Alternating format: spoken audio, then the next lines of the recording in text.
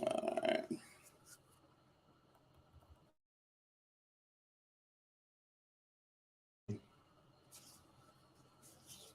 Are we on yet, Abby?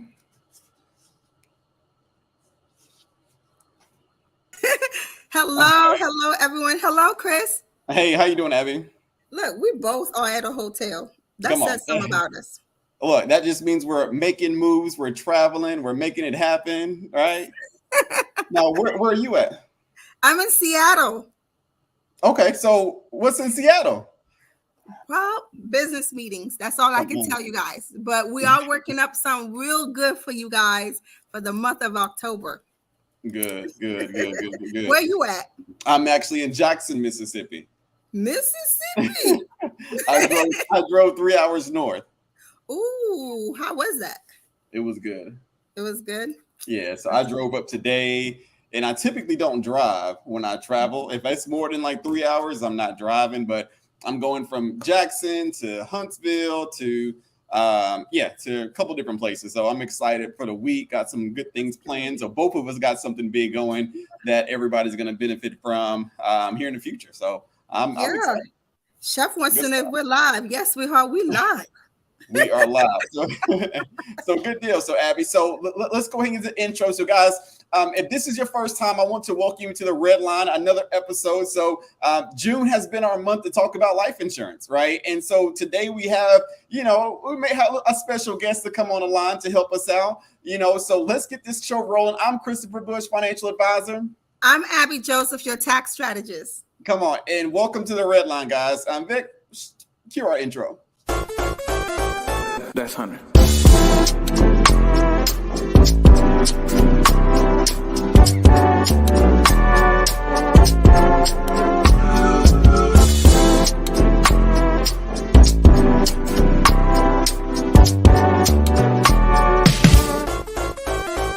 That's 100.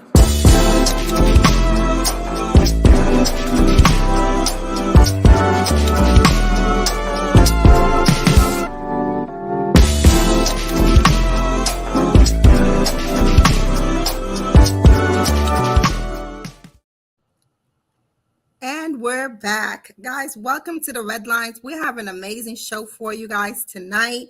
For the month of June, we have been discussing, for the month of June, look at me, for the month of May, we have been discussing life insurance. I think I messed it up first because I said June in the intro, and it's really that we did this in the month of May, so it's my fault, Abby, right? You're good. Listen, hey, we go with it. So for the month of May, we have been discussing life insurance, the good, the bad, the pros, the cons, and the benefits. And Chris has been doing a phenomenal job just going over the options that you guys have that are available to you. But tonight, we're actually going to discuss the hard discussion that is so hard for you as an individual, for you as a family. But so we wanted to bring along a good friend of us. She is considered the insurance queen. So who you think we have behind the line? Christopher, come on in. Come on. Come on in, Shanisha. Hey there, sis. How are you?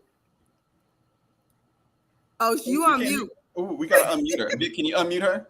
Or maybe I can. I can unmute her. I did it. You would think that by now we have this all sorted. Oh no, but that never happens. Hi everyone. How's everyone doing? Thank you for having me. I appreciate it. Oh, no problem at all. Well, tell the. I mean, wait. You just can't just pop on. You got to tell the people who you are, right? Where you're from. Okay. Let us know something about you. They know a little bit about Abby and I. So tell us your background. How you got into the industry, and talk to us a little bit.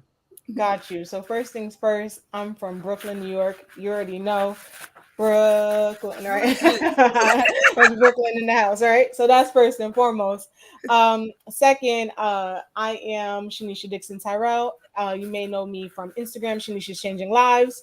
And I'm a financial coach. I've been in the industry this is my 10th year, right? So come August, it'll be my 10th year. And I really like to think that I specialize in insurance and retirement planning.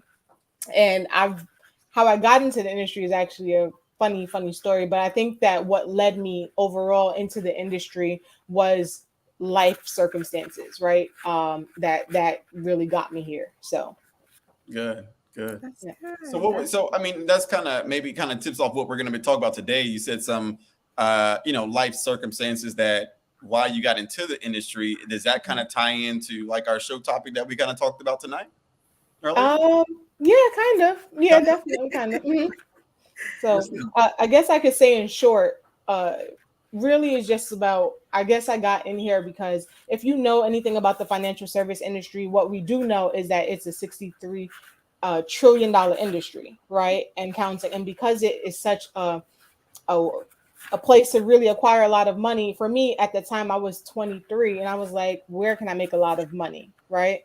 That Mhm. was kind of how it happened. And then I had the job, like everyone, your parents tell you get the job with the benefits. I had that, but I wanted to make more money, and so getting into the industry was actually my side hustle that became my full time thing.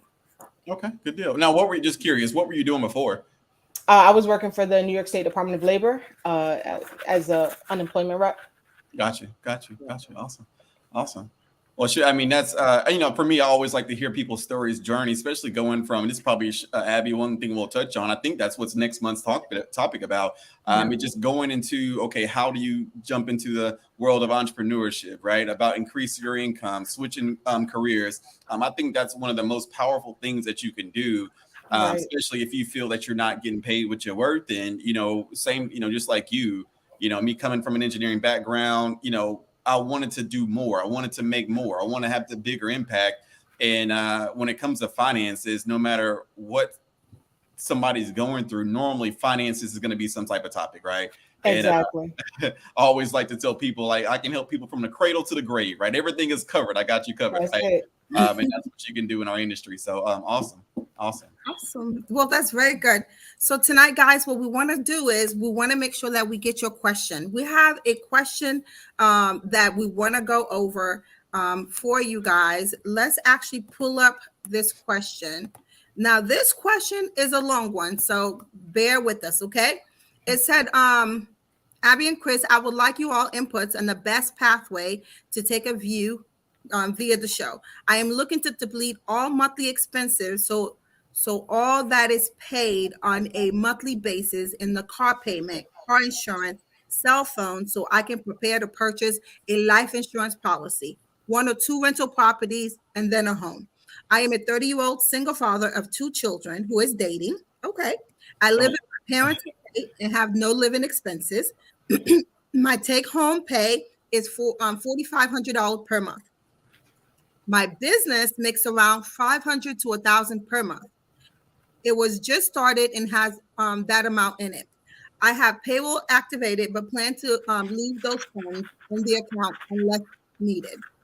Attached is an image of all the charge accounts and balances. In addition to that, I have vehicle, which is a $12,000 balance. Payment is $472 per month. Vehicle number two is paid off. Insurance payment is $700 for both vehicle. Ooh, that insurance so high, but I feel you. Camera is $1,700. Payment is $400 per month. Oh, the Camera. Okay, cell phone payment is $400 per month. Oh, we got to talk about that cell phone payment. I am also curious if 250,000 is enough for a life insurance policy until I get out of debt, where I would then increase it to 2 million or 1 million for each child. I was quoted $200 per month for a 30-year term. Now, you have three experts when it comes to life insurance policies and what would be best. Now, quick questions that I have for you, Shanisha and Chris. In this scenario with this client, would you guys recommend that he does lower his debt to income and then increase his policy, or do you guys think that he should start off with a 1 million or a 2 million policy? Abby, would you mind, like, so that was a lot that you just covered. I don't know. It was a lot. So do you have like, is there any way you can share it, or is it's from our email? Okay, so here's what I'm gonna do. I'm gonna share it bit by bit. So we'll be so you guys can see it. And That then sounds okay. tell us one more time. What was so he said he was quoted $300 a month or $200 a month? He was 200. quoted $200 a month for 30 Okay. years, but remember it's a term policy. For how much coverage? For 250,000. 250,000. Yeah, there's no way a term insurance policy costs That's $200. That's a And lot. and he, For a how term. young did he say he was? He's 30 years 40, old. 30 something, right? 30. Yeah, Okay. he's still young. No, Yeah. Yeah, there's no way that's a term policy. Like Yeah. if you're 30 years, I'm sorry, I mean, this sounds like if a whole life. yeah, that can't. I don't even know that's because how much coverage again? 250. 250. Yeah, that's no way that's a term policy. Okay, so let's break his question. Let's break his scenario down. Okay, let me do this. So then I could let you guys, everyone can actually, let's view. Okay, so I think the first part of his question is his debt. How should he manage the debt? So and his credit card debt? How much credit card debt? the credit card debts, let's see. With the credit card debts, he has a Apple Card, 3,000. FEB Destiny 744, First Premier Bank 625, Bank of Missouri 390, Bank of Missouri 362, Credit One Bank 337, Continental Finance 343. So then let me actually just add all of it instead of individually, because the numbers got to make sense. You know, if I can add something real quick, I think simply just hearing the numbers without even looking specific, and we'll probably end up saying the same thing. Yep. First things first, we've established that is not a term policy that he was quoted, right? It's not possible. The reason being is that we understand that for term policies, you can get a lot of coverage for a little bit of money, right? Yes. And that's the thing that attracts them most to people. So 200 for a 30-year young male that we assume is healthy. I think he mentioned, I don't know if he mentioned his health, but if we assume is healthy, 30 years young, 250,000, like that's basically pennies on the dollar. And what I'm saying is that you're looking at give or take, I would even say 35. yeah, under let's say under $30, about under $40 for that type of under coverage, $40, right? about $40 or under per depending on the carrier and what he uses. Right. Yeah, exactly. Do So not get that policy if it's a term. exactly. So I just quoted someone who is how old are they? 39, a male, and I just quoted him for $1.8 million, 164 a month. So it's not possible, right? Yeah. So I would say, even with you carrying, for someone to be carrying a lot of debt, and you know, I do think it's important to handle your debt. I also think that it's important to prepare for the future. Now, he did mention having kids already, or is this something that he aspires to have? He is a father of two, and when I review his debt, realistically, okay, well, I can never say that he doesn't have a lot of debt. I don't see that he has a lot of debt. I just think his debt needs to be kind of consolidated because they're kind of spread. So I would say it seems like you just have too many credit cards. Right. So we're looking at 1, 2, 3, 4, 5, 6, 7, 8 credit cards. So, and there's not a big balance in them. So I'm happy about that. It seems like you're managing your debt very well. The biggest debt you have is your car, is your vehicle, and insurance, which is usually, I would say 90% of everyone that's probably here. Are either our mortgage, our car, and insurance is our biggest debt, right? So vehicle 2 is paid off, which is very good. Vehicle 1, he has a $12,000 balance in it. So I think you are doing well with your debts. I would say work hard on paying vehicle 2 off. And I would say with the credit cards, the only biggest one that I would say that you would need to decrease is your Apple Card that has a $3,000 in it. Other than that, I think you're actually doing a really good job for a single dad with 2. When it comes to your business, I would probably say put a little bit more energy, $500 to $1,000 per month. If that is your cash flow, I really don't know what your expenses are. So I'm not sure what the net income is looking at based on your profit and loss. So And I would what did he say say? What did he say his income was? the business brings in around 500 to 1,000 per month. And did he say what his business was? I heard No, camera, but or camera. I wasn't sure. no. He didn't say. Yeah. Okay. Yeah, there wasn't much.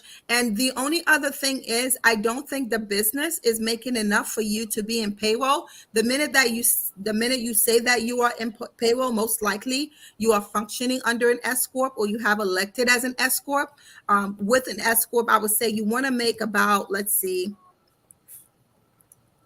you want to make about $50,000 or more per year. That's what I would say. About 50K. Elect as an S corp, $12,000 a year is not really enough, because it's not worth the cost, because payroll is expensive, right?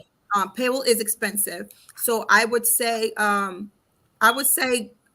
it comes to the business, it would be time to kind of sit down and let's put a business plan together. Let's see what is the goal for the business. Where do you want to take this business?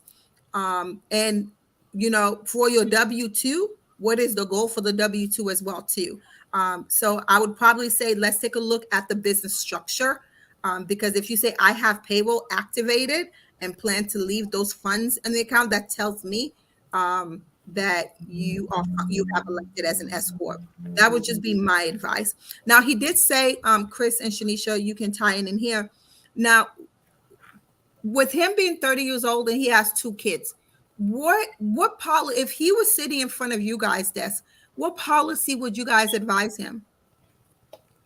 So I would just it would all depend on what his other expenses are, just to get the number. But really and truly, I would probably do a combination of term and perm, right? For me, I think it's important. It depending on what the client also wants, right? If he established that legacy is important to him, and if the budget permits, then having some form of permanent policy in addition to. But in this case, as he mentioned that what's important to him is to knock down that debt, then there's nothing wrong with getting a term and then converting, right? So getting locked in a 30-year term, $2 million, and I know he said something, a million each for the kids or something along those lines, right? So getting a term, 30-year term, and then incorporating either having a child rider, because you can't get a minor a term policy. You can lock in something permanent for them or add them as a rider to your policy, and then convert it within 5 years to something permanent when his his debt is down, and then his budget has more room for growth, right? And then locking that $2 million that he can have access to, and then non-medical conversion. Yeah, so that's probably what I would do for him. Now on a financial and Chris, how what would you advise him? Yeah, so it's kind of again combination. So for me, like you said, I would probably say do a term. This just sounds like for some financing part, because I want to see if somebody has debt. People say, Chris, I want to get out of debt. Well, the main reason why that you're in debt because you probably don't have an emergency fund. All right, if we had an emergency fund, we wouldn't be in debt. Right, that's the same mindset where every single year I'm going to use my tax return to pay off my debt. Well, that's great, but at the same time, we got to get out that cycle. So step one for me is number one. Okay, let's do a low cost term, level term, either a 30 or 35-year level. Let's use the extra money to build out your financial plan. So you have a emergency fund account. So you have a short term account because he says he wants to buy property. Right. Mm-hmm. Well, if you want to buy property, well, we just can't have that money that we're saving to buy property inside of a bank account. We got to have that into an account that's growing, that's accumulating interest, that's working for you, that you can still pull out. Right. Lastly, then I would have some type of wealth building strategy in an account to where that money's growing and you're capitalizing on the growth from the market, right? Not just, again, we're talking about paper assets, but same thing. That's what real estate does. So again, when it comes to building a plan, we got to understand that it's okay to have building blocks, right? I know we talk a lot about having $1 million worth of coverage, but at the end of the day, if your $1 million of coverage doesn't fit your budget yet, it's okay. Right. Mm-hmm. We got to make sure that we're building it, systematically to where it makes sense for you financially. Don't be afraid to say, okay, when I first got my first policy, I was 22 years old. I actually did get $1 million of coverage at 22, not because I necessarily needed it, but I understood that God forbid something happened to me. I wanted to make sure that my parents were still taken care of. Right. My dad and I had real estate together, those type things. So But as I've gotten older, I have a daughter now. I've always increased my insurance policy every single year. So, I guess whoever gonna be with me, the beneficiary, may be pretty happy. I guess. Right. That's awesome. So then hopefully this was very I think this was phenomenal. So you got the tax advice, right? When it comes to the business structure, I would say let's take a look at the business structure. I don't think you need to actually be on payroll. I don't think you need to elect as an S corp. I think a single member LLC is perfectly fine for you. I would say until you hit that 50,000, stay at a single member LLC. I think when it comes to your budget, I would say let's work on the vehicle. Let's try to actually pay that off, and just like what Christopher said, let's create an emergency fund account, and let's move some money to actually build built capital so you can actually start working in the investment side. So you got all three worlds. You got the business advice, you got the health, the financial advice, and you got the insurance advice. Hopefully we answered all of your questions, and hopefully you are able to leave with something and continue on. So we got the question out the way. Now let's get to the depth of this show. All three of us, right? And I know for myself, and I know with my story is probably going to be a little bit different than you guys. Until now, I still struggle with having that conversation. And I think all of us here, cousins, go through the same struggle. My parents still don't believe in life insurance. My grandma's 90 years old. So my parents didn't believe. I came from a generation of Haitians where the word death was not a conversation that was spoken in dinner table. Health, life insurance was not a conversation that was spoken. Wealth was not a conversation. None of that happened. I remember the first time my dad actually spoke about wealth. He said, I have 3 children. I will build you guys 3 houses.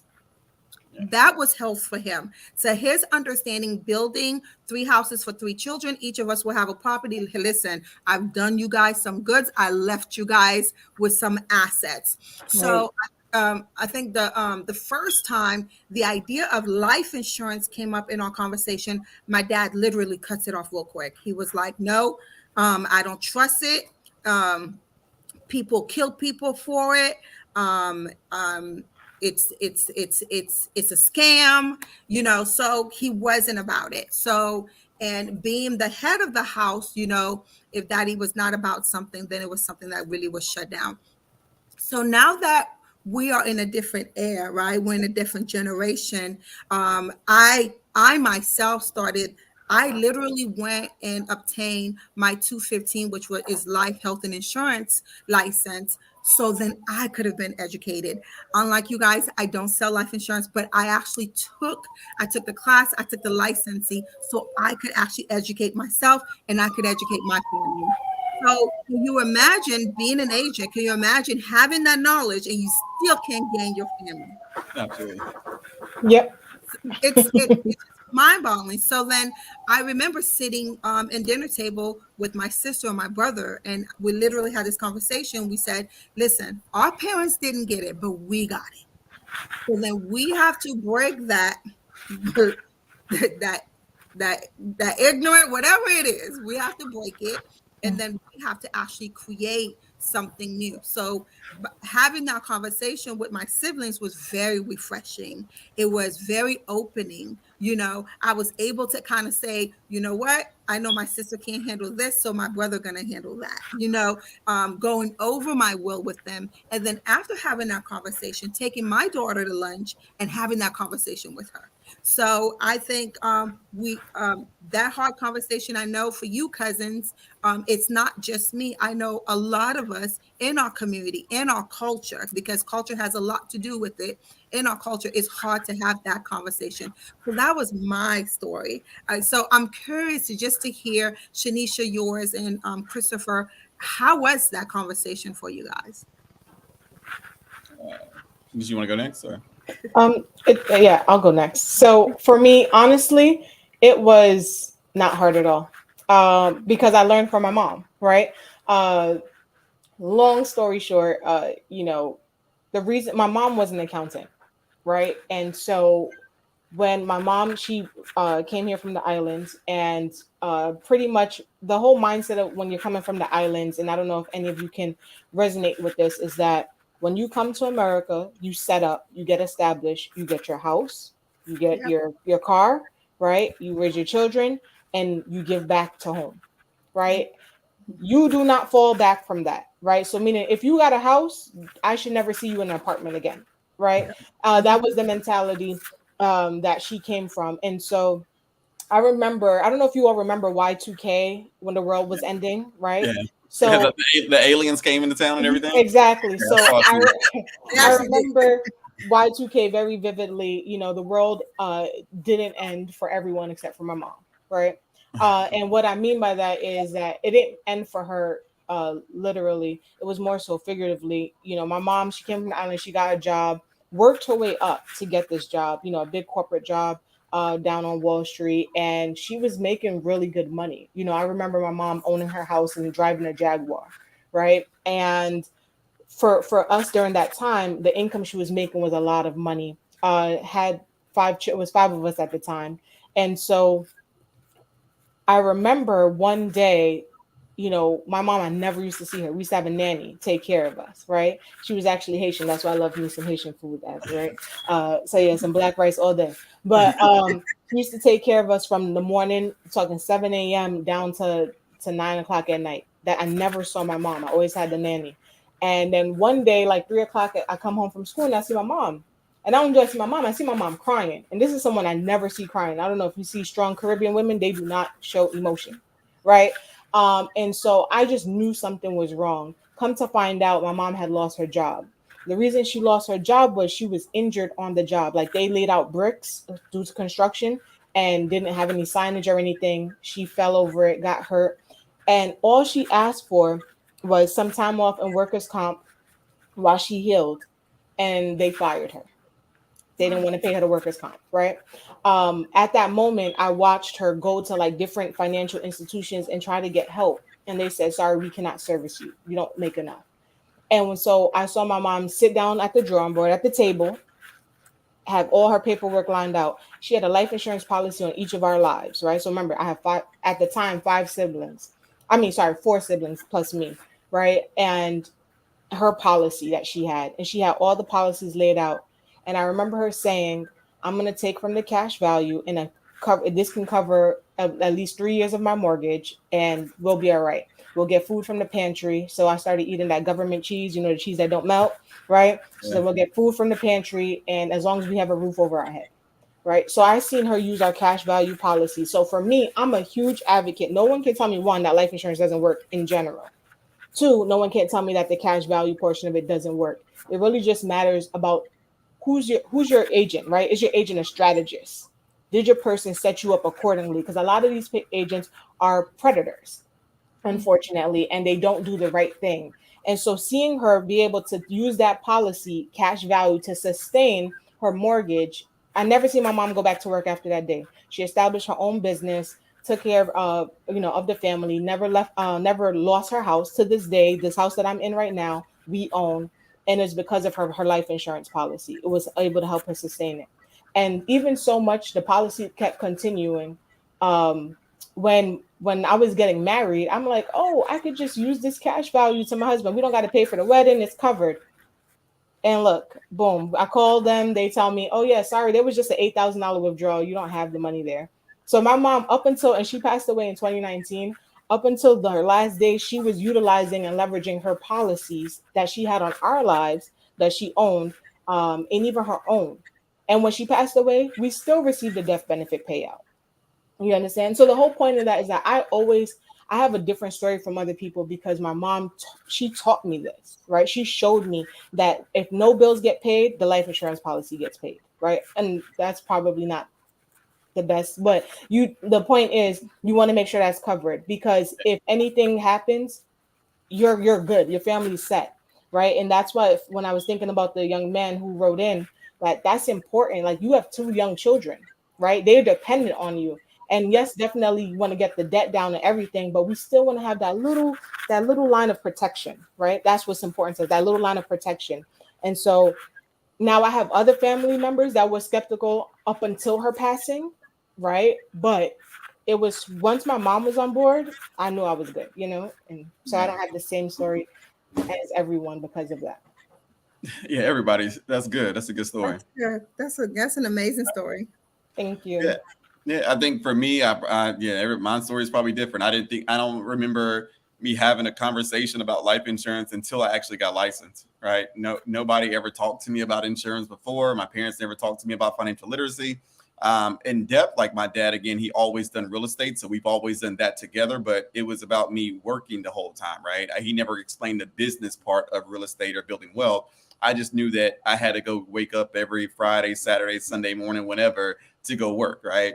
So it wasn't until I got into the industry that, hey, okay, let's go over insurance, and my mentor was teaching me about it to where we had that first conversation. And and that was a big conversation for me because at the time, my mom and dad together, they had a total of about $75,000 worth of coverage. They actually had State Farm, but they were paying about $347 a month. Like I remember it to the T, right, for just $75,000 of coverage. Wow. Well, that's okay. I mean, yes, it was a whole life policy, but it was a poorly designed whole life policy because they already had it for like 15 years. Like, there's no way that, okay, 75,000. If God forbid something that happened to my mom or our dad, what was $75,000 going to do for our family? It wasn't Exactly. gonna do anything for it, right? So, and for me, so what that conversation taught me is understand how to read policies, right? And I think that's one of the biggest.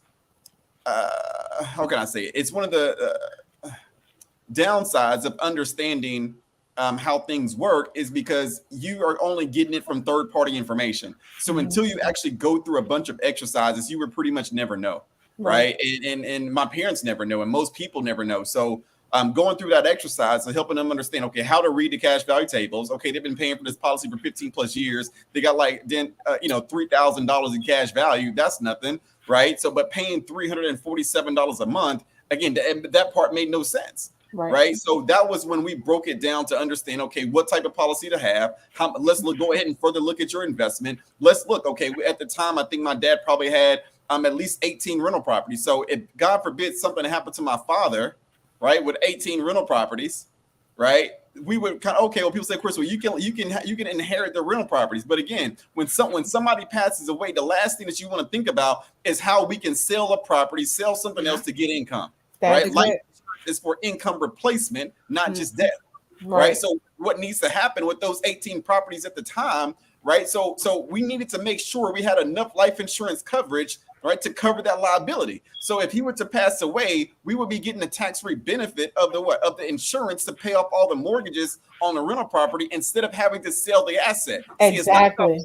selling the asset, right? So that's why in this case, again, we would do term. Right? Why? Because if you got that much rental property in place, you can't. Sometimes having a whole life policy for $5 million that would cost you like 12,000 a month. That's not doable. So in that case, you want to have a term insurance policy to cover the full liability until the mortgage is paid off. Once the mortgage is paid off, you can drop some of that coverage, focus on investing all the income that's coming in, and you can have a better overall plan. So our conversation was an eye opener about, okay, what does it really look like, and why do you choose different types of policies, and and understanding that my family was underinsured and they had no clue.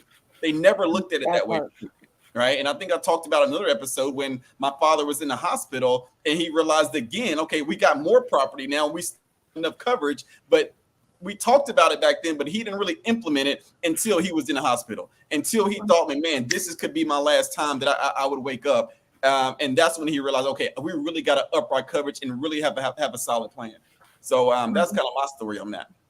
Wow. So we all here can agree that life insurance is really important. It is important. Absolutely. It I remember my best friend passing away from lymphoma, cancer, and as a community, she was young. So and us young, we don't think of dying. Right. So insurance is the last thing in our to-do list. So when she passed away, we all had to come together, to put together that funeral. So life insurance is something that is important. It is important. Anyone that's telling you that life insurance is a scam, Run away from that, guys. It's very important. So King will Well, ask, okay, on an okay, average, okay, go ahead. he asked on an average, how much would $1 million policy cost someone? Yeah, it That depends. that's a yeah. That's a vague question. There's a lot of details like you need to know the person's health, the person's age. Uh, is it permanent policy? Is it a term policy? It's quite vague. Yeah, Yeah. and I think I wanted to go back. I know we mentioned it before in this episode. We were talking about like how sometimes, especially our culture, we think insurance is a scam, and so I think we kind of need to touch on why do we think it's a scam? Like what has happened in the industry to make people feel that way? Right. And there's a couple things. I would say number one, understanding a policy. Because back in, I would say if you have a parent that's had a policy that bought it in maybe the 70s or 80s. A lot of times those are like final expense type policies. They got like $5,000 of coverage, $10,000 of coverage. Right. I know I started my business in Louisiana. So in Louisiana, they have American Income. No, not American Income. National Life. No, not National Life. What's the one with the green envelope? The old school one. Dang it, but those policies I can't think about it now. But anyway, they have like $5,000 and $10,000 policies. What happened was grandma probably borrowed from the policy to handle some business. So then when grandma passed away, their death benefit wasn't even there. Well, that's because those policies back then were poorly designed. So yes, they could have been paying this policy for 30 years, but understand that death benefit probably was only 10K. So they borrowed from the policy, the interest was increasing. So that means the cash value is being depleted. So when somebody passes away, if you borrow from the policy, even though the beneficiary is going to say, hey, look, my policy for my grandma said 10 grand. Why am I not getting 10 grand? Right? Well, it's because she borrowed from it and never paid it back. And it was a poorly designed policy. So I don't believe in insurance because she paid in 20 grand into the policy, but the death benefit is only 5 grand. Like that's where it hurts people. Right? Number one. The second thing may be if somebody had a policy, but maybe it's like a graded life policy or guaranteed issue policy to where they have to have the policy for 2 years. But if they pass away within the 2 years, what happens? They don't get a death benefit. They get the premiums plus the interest rate return back. They don't get that face amount. So if a beneficiary was never on that conversation in the beginning, and they're just saying, hey, look, somebody passed, I have documents, that can be really discouraging during a time of need. Right. And even another thing, if I can add, Chris, is okay I call you Chris or Christopher? Chris is fine. Okay. All right. So when you think about the history of life insurance, right? Yeah. African American people were not able to get policies. Yeah. Right. And when they did allow us to get policies, I'm talking basic bare minimum for like $500 policies, was what we were able to get, enough to cover burials. Right. So they were out utilizing it, building legacy with big death benefits, and we were getting only enough to bury us, first of all. So that's another thing as to why there's a stigma. Like, who wants to think about only the death purpose of it? Exactly. The experience and exposure I had to it was talked about life and wealth with me, right? Like, at least maybe my mom didn't say it to me. I watched her, right? She said it to herself, and I watched her process. And it was about wealth for her. It was about, because if she kept her house, she could rent rooms. She can rent apartments out of her house. That would bring her income. She didn't need to go back to work, right? So it was always related to wealth for me. But back then, it was about just, death. And it was about them seeing us die and nothing, and there's no prosper there, right? That's one component of it. The other component, is Chris said, that which was super important, is us not having the proper knowledge on it, and then taking from it, because it was a benefit for your grandma to handle the business, right? It benefited her. It worked for her. It feels less like a benefit to you, and that's why you don't like it. Right. Yeah. But to the person who receives $1 million death benefit, a $2 million death benefit, even a $500,000 death benefit, that feels substantial. We have to have the conversation of being underinsured also, right? Yes. Not properly insured and underinsured. And then again, reading documents, right? Chris also mentioned having the wrong types of policies, right? Just having or one type of policy. Another policy is AD&D, accidental death and dismemberment, right? One. So this one right here, basically what that policy does is if you have to die by dismemberment or accident in order for it to pay out. And that policy is highly pushed. And it's like anytime you sign up for, or you get a new job, you sign up, they sign you up. Anytime you're walking like in a maybe a doctor's office or something, you see the people sitting up there, they say, oh, for 10 cents a day. And you're like, well, 10 cents. And you believe that you're doing the right thing for your family, and as you should, but you didn't really thoroughly, because you relied on that expert, right? You didn't read through the documents. So now you die by heart attack and not by car accident. And then your family's upset that the policy doesn't pay out. But that's really our negligence that we have to kind of be accountable for. And the way Correct. we do that is by reading our documents. We need to read the paperwork. Thank you. Oh, say that Come on. again. When I say sit, you'll be amazed how easily we are to sign a document without thoroughly reading it. And even if Right. you don't understand it, but have or find a trusted person that can actually review that document. You know what? You just gave me an idea. I think, I mean, what I wish we could have, maybe for when I do like a live event, I think maybe we should, if we talk about insurance, I would love for it to have like a document review section of our event. You know what I'm Yeah. saying? Like to do, I like when that. a live event of really reviewing people's policies and showing those over on the screen to help people understand that, because I think there's so many people that talk about the strategies and talk about all that, but like we did last week of actually breaking down a policy. But I think everybody needs to understand how to read it, and not because when you just read a normal policy, it's kind of like Spanish, right? Mhm. You can read it and say, "Oh, mine looks good." Okay, Yes. but it looks good compared to what, right? You always got to ask that question: what does it look good to? So maybe that's That's something true. And that we also knowing the laws that you and that benefit you, right? So a lot of times people don't know there's something called ambiguous language, right? And when it comes down to it, ambiguous language basically says because you, the insured, does not fully, you're not from this industry, you don't know. You yeah. have the advantage when going to court. So a lot of times people think like, oh, I don't want to do this because I'm gonna have to go through court. I'm probably gonna lose. I'm going against a big company. No, you have the advantage in these cases. However, you want to understand one in ambiguous language. You don't have to know every single detail necessarily, but you need to know enough to justify a decision and why you made a certain decision, right? Absolutely. You have to do your DDs. You guys know how I'm big on the idea that um read the fine lines. Read the fine lines. Have these documents translated.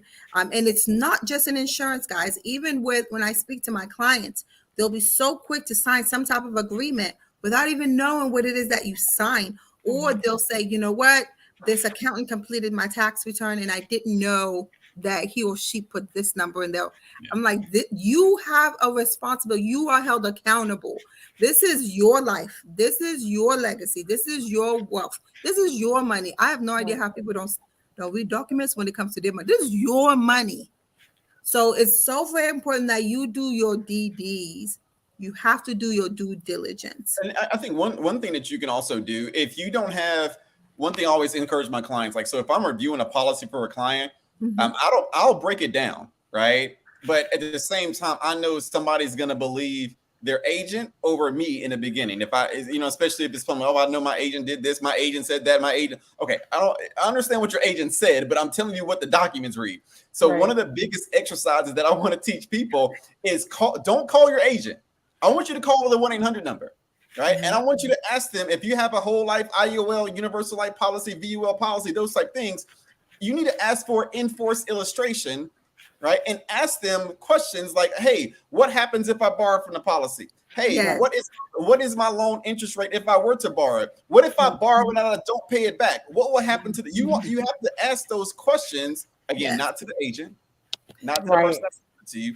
Call their 1-800 number, because when you call their 1-800 number, they're going to tell they have no interest in you whatsoever. They don't care. They're going to tell you the real about how your policies work, right? And tell them to send you that enforced illustration of your current policy and have them break it down for you. Like, that's one of the biggest things that you can ask your policy holder to do for you. Exactly. And then you have what's called a 10-day free look period. So when you Okay. get a policy and it's already established, you get a policy, you have 10 days to look over the policy And like Chris said, call that 1-800 number if it makes you feel more comfortable. Call that 1-800 number and ask them to break down some of the language that you get in the package, break down these things for you. And if it doesn't align with what the agent says, utilize that 10-day free look period to cancel the policy and look for something that better suits you, right? Yep. Or if it does confirm everything your agent said, then you're good, So I didn't know about that, and that's very good. Like, I knew about the grace period. I didn't know about the 10-day. I know this is a question that's probably all the cousins have, but no one wants to ask it.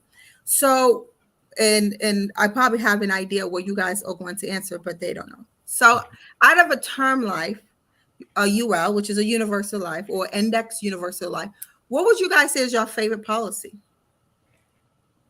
In pertaining to our lives, or just in general, or to sell? In general. You want to go, Chris? I'll probably say term. Because I'll probably say term. Main reason for me is because I'm going to build. I've really focused on building a financial plan. So all the investment stuff, the savings part, it's great. But yeah, I would say for most people, I'm going to do a term policy first, a form of a term, and then I'm really going to build a robust investment plan for them, right? Because understand, hey, look, if we're able to save over these next 30 years, you're going to have more money saved up than you would have in cash value. And then, right, I want to build a full plan. So then if somebody has more money, let's say they're more high net worth, they make over $250,000 a year, they have household income over 300 grand, they filled up all the buckets. Maybe now they want to fund their own bank or have a bank of you or those type things. If they want that strategy because they want to utilize it in their business, if they want to utilize it to buy other assets, right? Again, the whole goal for me, if I'm using a policy to as leverage as far as a cash value, is going to be for my higher income people, and I'm going to use the leverage to buy assets. I'm not using the cash value to supplement my expenses, right? I don't want a client to use the cash value, hey, because they get behind on bills. No, that's what an emergency fund account is for, right? So if you're, for me, if we're borrowing from a cash value policy, if that's even the case, but again, for most people, if you're not making over 300K, most of the time, I'm probably not going to do it, right? Because we have better strategies. But if you're doing it, and let's say you want to buy a real estate property from your cash value that you overfunded.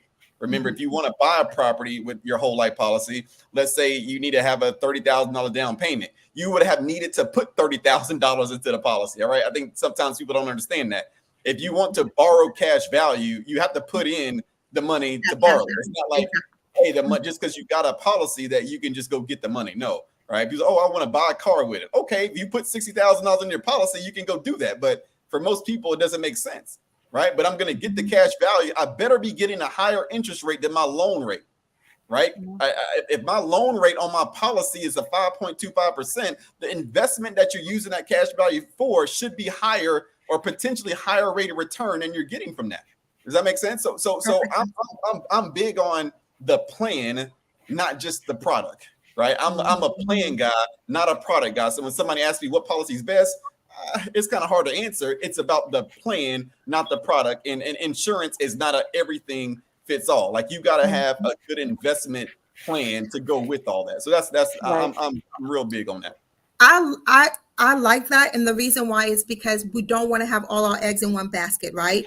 So by having that plan, right? So I have an emergency saving account. I have insurance. I have a Roth IRA.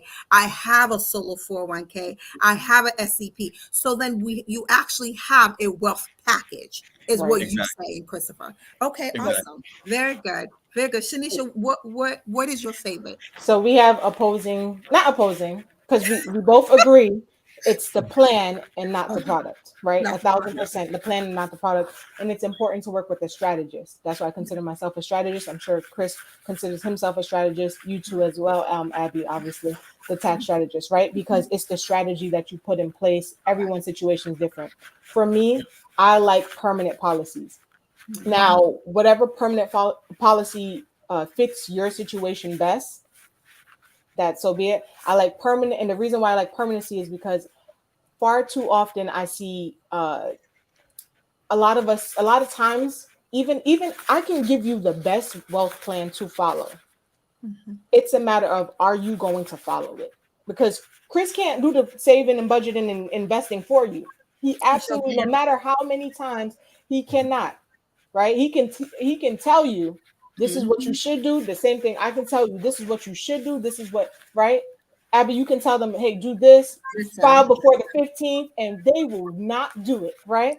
And so because of that, I like to think with the end in mind, right? I like to think of with the, you may not get to the point of uh, your $1 million investment portfolio. And because of that, let's make sure that you have this established, right? You may not get there. It could be one, you fall short on your goals, or it could be two, life happens. Life happens in general. You fall short on your goals, or life happens and you pass away prematurely, right? So you didn't get to establish what you would have liked to establish for your legacy. And so for me, permanency is important. The other thing is that when you have a term policy, you can outlive the term, right? Only 2% of term policies pay out. And obviously for the reason of, people outliving them, right? That's a good thing. However, all that money is going to the insurance policy, to the insurance company. And yes, we can get what is it called again? When you could get your money, return of premium, right? You can get a return of premium, but that's not always the case. And sometimes people don't even want to pay that extra money because it costs more, right? For that value of getting your money back. And so for me, when you have that permanency in place, whether it's 30 years from now, 40 years from now, if you get sick and you no longer qualify or you're rated, you don't have to worry about that price point going up. Now, I know that inside the policy, there is an increase on the premiums, right? Which is why they have the cash value structure so that the cash value can offset the increase of the premiums and you don't feel it. I still think that when we think about the policy, you're paying a certain amount for 30 years in the term. And then as soon as year 31 hits, a huge jump in price, huge, right? Significant. So it can go from $80 a month to boom, $1,000, depending on your age, right? And then increase every year after that. And so for me, I just try to think with the mindset of what if this demographic does not get to this point? Now, I never force anyone's situation. If you cannot, and I don't understand why agents do it. It's crazy. If you can't afford a certain kind of policy, I'm not putting you in that situation because one, it hurts me too. But even bigger than that, you're not even, I can't even say I helped you because you're not paying a premium. Your family's not covered. You being covered for one day does nothing for me. You being covered for 1 year does nothing for me. I want you covered for as long as possible. That when you pass away, your family says, "Can you believe mom left us this legacy?" Right? Whether it's today or 10 million years from now, whatever the case may be, right? So we all know that it goes up to 120, but whatever the case may be. So for me, it really is about the kind of policies. I would say that I do sell a lot of index universal lives. That's my demographic. But I do not encourage anyone to get a policy that does not suit them, right? As sexy as it sounds, is not for everyone. That's true. That's true. Yeah, and I think one of the misconceptions, I guess I'm big on the plan because, like, no matter if it's if somebody's paying $500 a month, right? If their monthly plan to a permanent policy is $500 a month, they're expected to pay that pretty much their whole life, right? That's a permanent plan, right? So, but if somebody has $500 a month and it just so happens to be split in an investment in a policy, it's the same $500 a month. So if somebody stops a permanent, if somebody can't pay $500 in a permanent policy, it's the exact same thing as not paying $500 in a plan. So I think that part is kind of a wash when you look at how to evaluate a policy or a plan. We can't necessarily look at, okay, well, what if somebody stops paying it? Because if they're going to stop paying one thing, this is the same thing, they're going to stop paying another, right? So it's sometimes it really depends. Sometimes, because some people have the mindset of, and we know this. If something happens, the first thing to go is going to be the insurance, right? Some people have that mindset, and then there's some people who, like my mom, on the opposite end. No matter what, insurance gets paid because you think about that protection, right? Yeah, and I think for us as experts, our job is to promote the best case scenario for them, and like we can't get and this is how I have I guess, peace in what I do, right? Because I know from the very beginning that when I'm assessing somebody's client's needs, I'm going to put the best plan in place for them. Now, if they deviate from the plan, right, that I put in place, that's something that after the sale I cannot control. Right. But it's my duty to make sure it's not something they can control because I did something wrong or that I tried to make them pay more money or I got to make sure it fits for them. Now, if something happens down the road, okay, I can feel at peace that, okay, I still did the right thing. However, it's our job as agents too. This is why I believe in this. I think too many life insurance agents have too many one-night stands. Yeah. So, I mean, I'm going to be raw. So many the problem that I have with business, right, is because most people that get into insurance don't know how to run a business. Exactly. Right? So what happens is they don't know how to customer service. Yes, you can sell the plan, but can you customer service? So if you're having a one-night stand with somebody, you see them one time, you never revisit them, because most of the time the mindset is this. If you're selling insurance, you did your job. The policy is in place. Why do I need to talk to them? Think about this. When's the last time that you spoke to your auto insurance agent? You never. The only time know their name, right? You don't even know their name. The last time you would speak to an auto insurance agent is when you would actually have a claim. If you don't have the claim, most of the time you never speak to them again. So I think that's another reason why the insurance industry is really swayed and really dishonest sometimes, is because the agent never has a reason to follow up. So some people can be doing the wrong thing, wrong plan for 10, 15, 20 years and never even know it. Because they think, hey, look, I paid my policy, but because they never followed up, right? And that's why, again, for me, that's why I'm big on it having an investment side, because it makes me have to follow up with clients. I have to follow up with them every quarter. I have to follow up with them once semi-annually. Some of them I maybe only follow up once a year or every 2 years, depending upon if they're A, B, C, or D client with me. But it makes me have to have a real ongoing conversation. So if their plans change over time, I should know that because of my customer service experience, right? Because of how I treat the client. Not because of what I did in my one night stand and it's over with. So I'm big. Like, agents, stop. It's so funny you said that, because that's so true. Like, literally, all right. So here you see a box, right? I'm sending each of my 5-year clients a chain, and you can see it's a Coach chain and it's a lock, and it says, and the note says we're locked in. Like, and that's what I do for my 5-year clients. Like, that's awesome. Because like you said, it's at the end of the day, it's not just about a one night stand, right? It's really about that was perfect. And it's so true, right? Like, it's really about that relationship, right? That ongoing relationship, and constantly, I even talk about in when I'm doing my presentations, you should be following up with, we're growing, right? Life is changing, we're growing. So your clients probably have kids now. They probably didn't have kids when they met you, right? They probably got married. They probably got divorced, right? So if you're not hitting them and connecting with them at all these different changes in their life, you are doing something wrong. Wow. So it's funny. So you love term and you love universal life.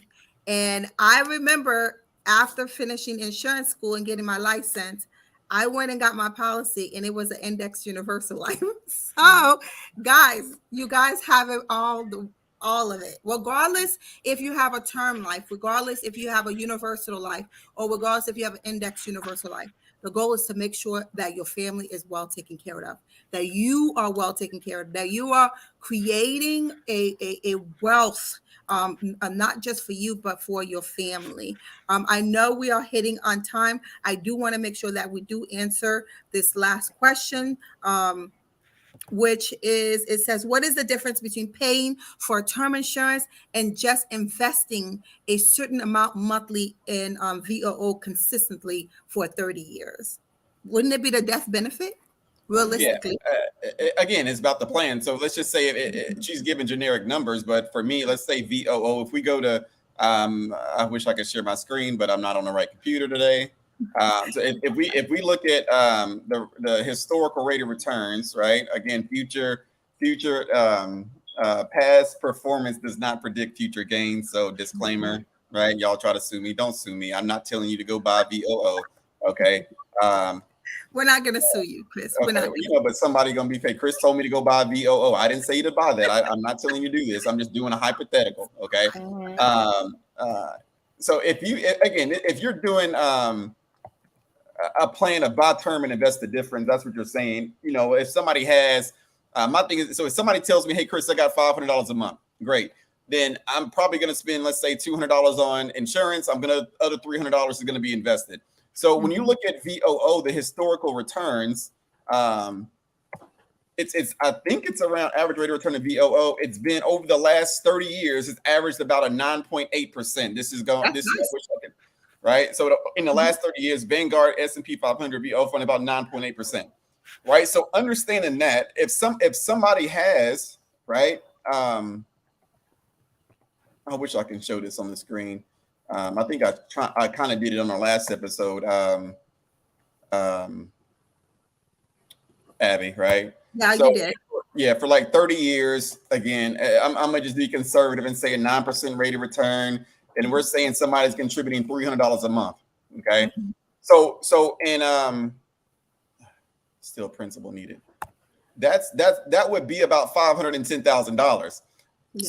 So if somebody's playing, if they can save that 300, then based on their commitment of the term is going to say if it's good or not. Does that make sense? Yes. Because the goal is if you can't save the amount of, and this is where insurance agents get wrong, is that a lot of times, okay, I don't like buy terms and invest the difference because when it hits that 31 years, then I don't have coverage. Well, if they hit the 31 years, don't have coverage and don't have money, it was a bad plan. Does that make sense? Right. Yes. In the industry, most life insurance agents are not investment licensed. So if you're trying to sell a buy term and invest a different strategy, but you're not investment licensed, you can't possibly do the right thing for the client. So then that's how buy term and invest the difference gets a bad name, is because your agent that you set with only sold you a term policy. They didn't sell you the plan. So then when you get older, term doesn't work. Term was a mistake. No, it's just the person that you set with didn't have a plan. Yeah, the person that you set with only had a life insurance license. They didn't have an investment license, right? So when you do both, then we can always make it work. Why? Because now whatever amount of money that accumulates outside of the term policy, now we can guarantee that amount once it's saved up to make a permanent policy that you no longer have to pay a monthly premium for, that you don't even have to have fees on, that can continue to grow on your investments, or you can use the dividends from your investment account if you want to have a policy long term. Like let's say you want a policy after the 30 years. Well, I normally take my clients' dividend payments, right, that they're getting from their policy and pay their extra insurance costs so they can extend their policy long term. So I believe in having coverage forever. It's about how are we mathematically doing that to or engineer that to make that happen, right? But I think it's all about having that plan on VOO. Is just, that's an awesome plan, but we got to know the numbers though, right? If you only it's all about the numbers. You only get $400 a month, and you got a policy for like $70, and you only investing $30 in VOO. It don't make sense. Like again, that wouldn't be a great plan.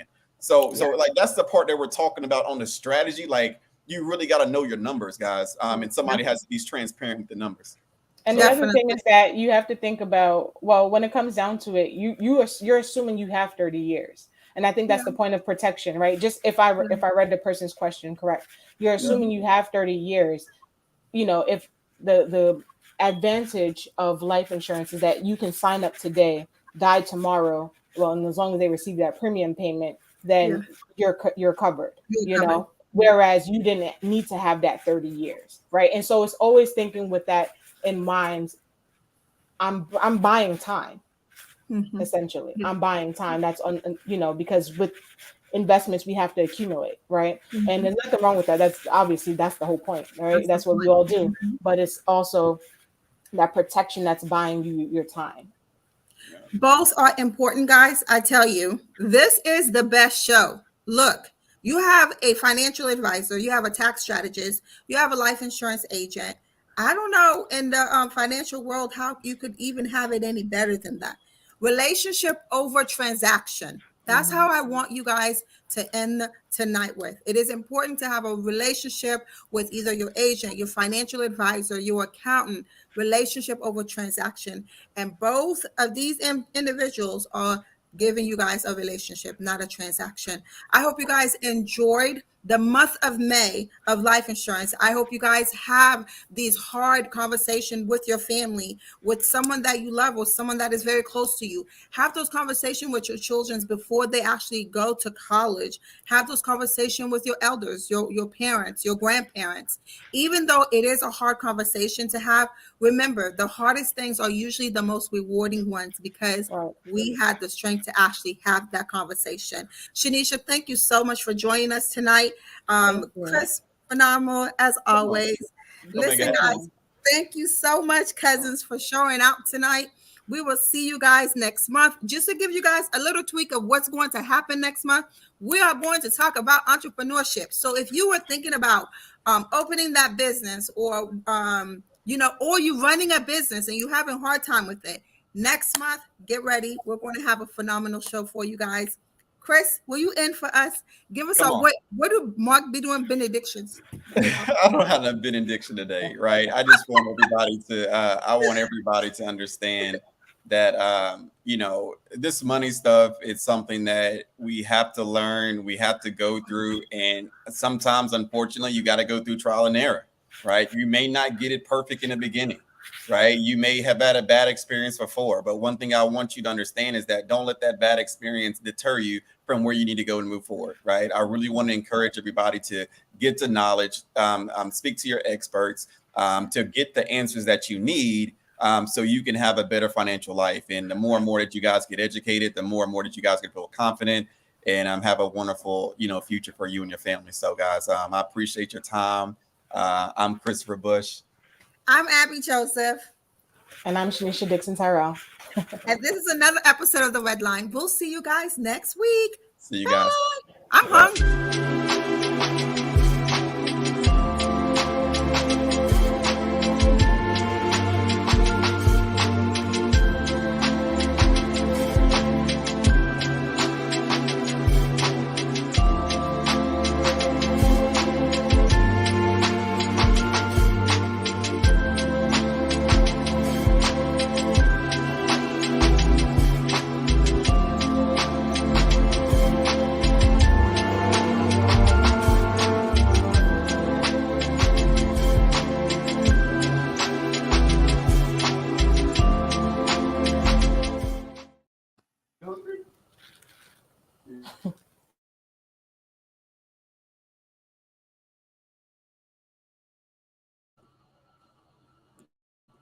Y'all good?